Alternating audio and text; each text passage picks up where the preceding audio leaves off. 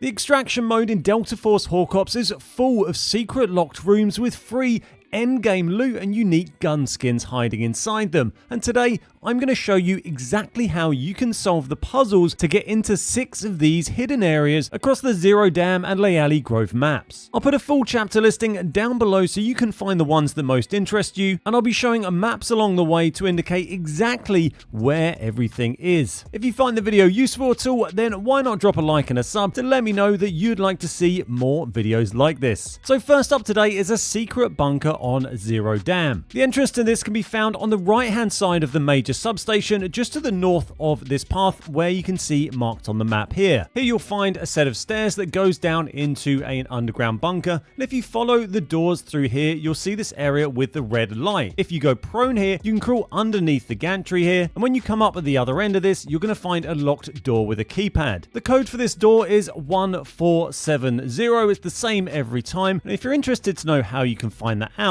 if you listen to the beeping when you're next to the door, it's actually beeping the code in Morse code to you. And this is a bit of a recurring theme on a few other of the puzzles that we're going to look at. In this room, you'll find one of these secret protocol crates, and if you extract with this crate, then you can open it and you'll get this cool P90 skin. You can't put this in your safe box, so you're going to have to carry it in your backpack to an extraction point. The second puzzle we're going to look at on Zero Dam is the Keycard chain mission. You can find the start of the mission where you can see the one arrow here on the western edge of the map in the work site. There's a small building here with a locked door, and around this building you're going to see these pictures of knives with dots on the base of them pointing at numbers. Whenever you see these knives around in the game, then usually indicating codes for hidden areas, and the dots at the base of each knife indicate where in the pattern of the code that number is. So if there's a knife with a single dot at the bottom pointing at 5, then the first number in the code is a 5. When you find a dagger with 2 dots at the bottom pointing at 7, then the second number is 7, and so on. There are 3 daggers around this building, one on the side that's pretty obvious, one pointing up onto the roof which is pretty obvious, and there's one just on the inside of the window right by the door itself where you can't actually see the knife but you can see the number on the inside of the window. Put this code in, and when you go into this room you're going to find a key card. You may also have noticed some beeping next to this door. That's right, if you don't want to actually run around and find the numbers for this one,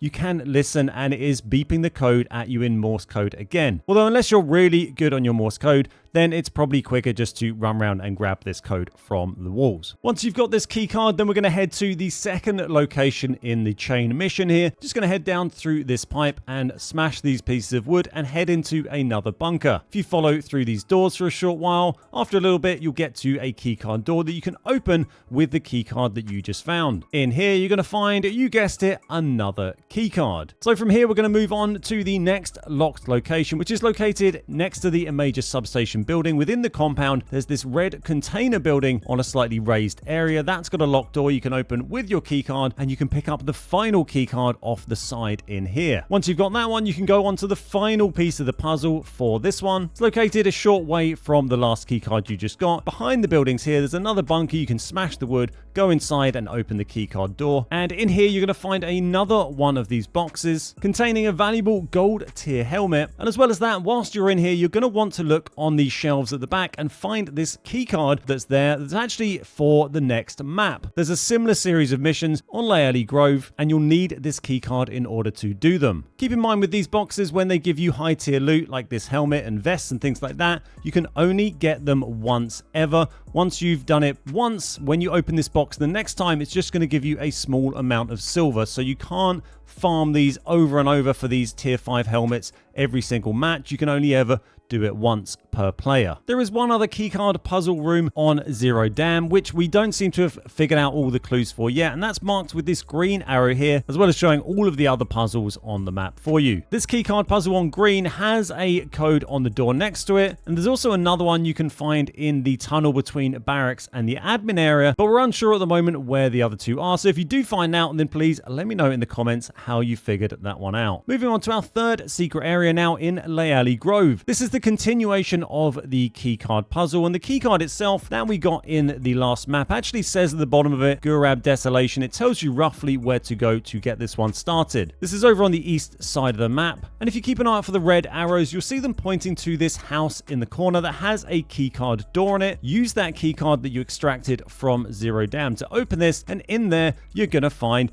another keycard. Once you've got this keycard, you can proceed to the second location, which is located just underneath Transit Nova Station, just to the south of the road that runs underneath it. There's a couple of containers, and just behind these, there is another bunker you can go down into. This bunker has a keycard door. Use the keycard you just got, open that one, and grab the keycard that's inside here. Then you just need to go to the third and final location, which is right in the middle of Desert Trails Farm. Amongst all the undergrowth here, you'll find another bunker entrance that goes down to the final door. You can open this one up with the keycard that you've got, and in here you are going to find another secret protocol crate which has in it a gold helmet. Keep in mind the drops seem to be unique between the different maps, so if you got a gold helmet on Zero Dam and then you find a gold helmet on Layali Grove, you can actually get that same helmet from both of those crates because they are different crates. These are the L3 ones, the Layali crates, and the Dam ones are the D crates. But once you've got this helmet on Layali Grove, you won't be able to get it again.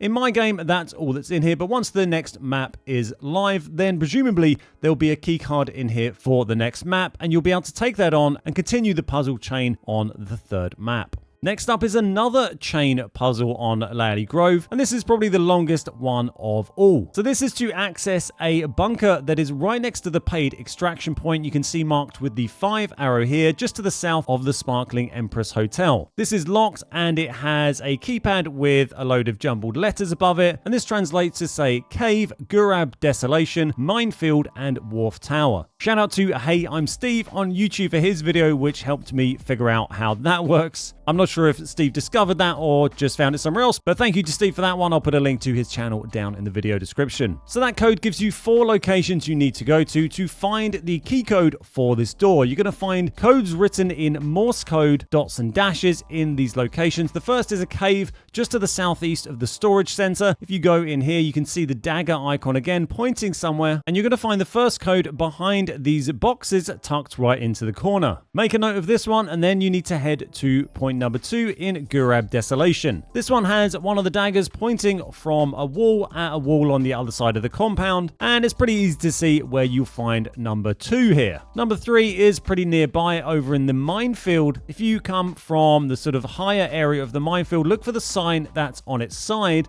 and behind that is a single mine on its own. If you blow that mine up by walking onto it, then underneath of the mine is the code that's going to be the 3rd digit. If you're on full health, you can tank the damage from this, but if you're a little low, then it will take you out. Code number 4 again is quite nearby. This is in the Blue Wharf area. You got to find the main tower, which is on the water side of the building. Go up this tower. There's a bit at the top of the stairs where you can't fit through. You need to jump over the banister, and then if you look right up into the top corner here, you'll be able to see the final code up on the wall above you. It's a little tricky to see, so have a good look around and make sure you've got it right. Then you just need to move across to the actual bunker, which is located right on the paid extraction point. Translate the code that you've just got from Morse code into numbers, and then open this keycard door to find another loot box. The 5th puzzle we're looking at today is located in Aminya village on Layali Grove. If you go to this small cluster of buildings just down the hill to the south of the village, you'll find a bunker with a keypad on the door. Now there's a long way and a very, very short way to open this keycard. The long and slightly more fun way is by finding the code from following the daggers. One of those is located just above you, pointing onto the inside of the well. Another one is just up the steps towards Aminya village itself. You'll see the dagger pretty obviously, and it's actually pointing to this bucket. You have to stand up and look down into the bucket to find code number 2. And then to get the 3rd one, you're going to need to do this jump puzzle up around the side of the tower. And when you get to the top here, you can find the 3rd digit. By the way, if you're struggling with any of these jump puzzles, go into your game settings, and on the game tab right at the top, you'll find automatic airborne mantle as a setting. It's off by default. Turn that on to on,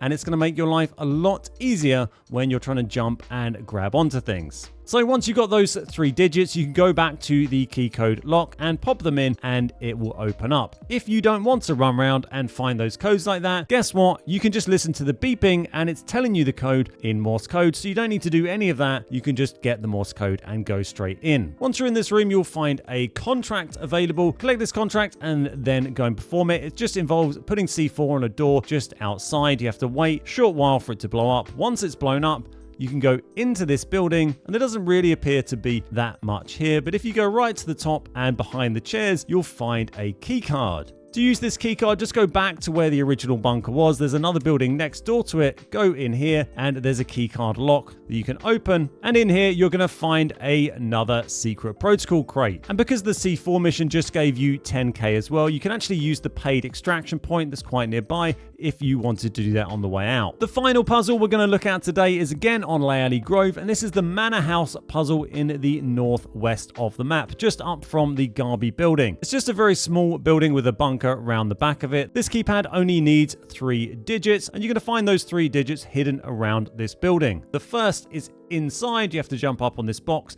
and look into the corner under the stairs and you'll see the first digit. The second 2 can be found up on the roof of the building by jumping onto this sort of tarp and getting round to the corner onto this other balcony. You'll find 1 written on the wall behind you as you jump over, and another code. You have to look down through this hole underneath you and you'll see it written on the surface down below. Again, with this puzzle, you can find those digits like that, or you can listen to the Morse code and it will tell you the code and you can just pop that in and open it. In here, you're going to find a secret protocol crate, this time containing a sniper skin that you can put on your gun. So that's everything for today. Don't forget to drop a like and a sub if you enjoyed the video, and why not check out some of my other tips and tricks videos for Delta Force Hawk Ops. I put links in the video description to a range of maps I made for this video, so feel free to check those out and use them when you're out hunting for loot. Thanks so much for watching. My name's Ben, we are the Beard Guys, and I'll see you next time. Yeah, there's like this one here. Apparently you can't shoot them and blow them up, but if you step on them, they go boom.